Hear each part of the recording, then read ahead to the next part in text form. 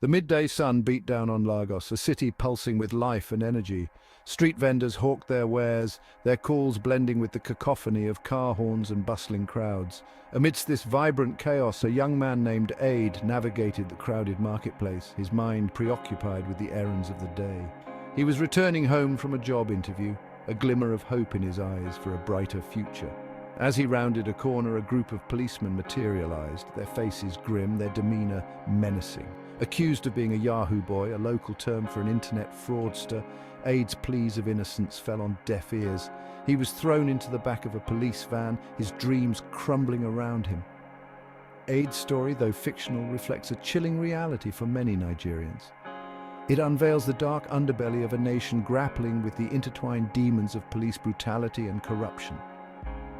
These issues, woven into the very fabric of Nigerian society, cast a long shadow over the lives of its citizens. They are a constant threat, lurking beneath the surface of everyday life, waiting to erupt. It is a reality where the very protectors of the law often become the perpetrators of injustice. Police brutality in Nigeria is not a series of isolated incidents. It is a systemic problem. It is a deeply ingrained culture of impunity where security forces operate with little fear of consequence. The Special Anti-Robbery Squad, created to combat violent crime, became a symbol of terror itself. Their reign was marked by extortion, torture, and extrajudicial killings. Young Nigerians, often targeted based on their appearance, lived in fear of being stopped, harassed, or worse. The Nigerian military, tasked with protecting the nation from external threats, has also been implicated in human rights abuses. From the Niger Delta to the northeast, communities have accused soldiers of using excessive force, displacing civilians, and committing unlawful killings. The lack of accountability for these actions only emboldens the perpetrators, perpetuating a cycle of violence and impunity. Corruption, like a venomous serpent, winds its way through all levels of Nigerian society.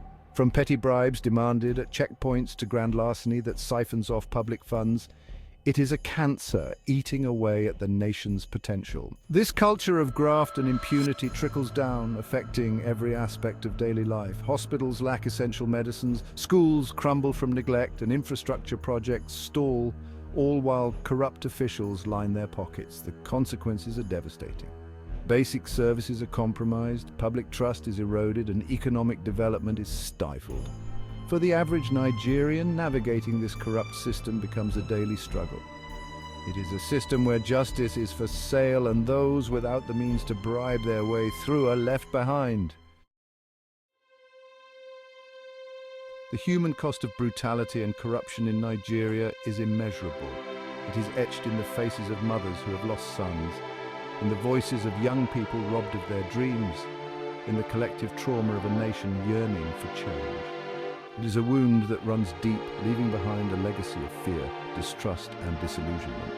The psychological impact of living under such conditions is profound. It breeds a sense of hopelessness, a feeling that the system is rigged against them.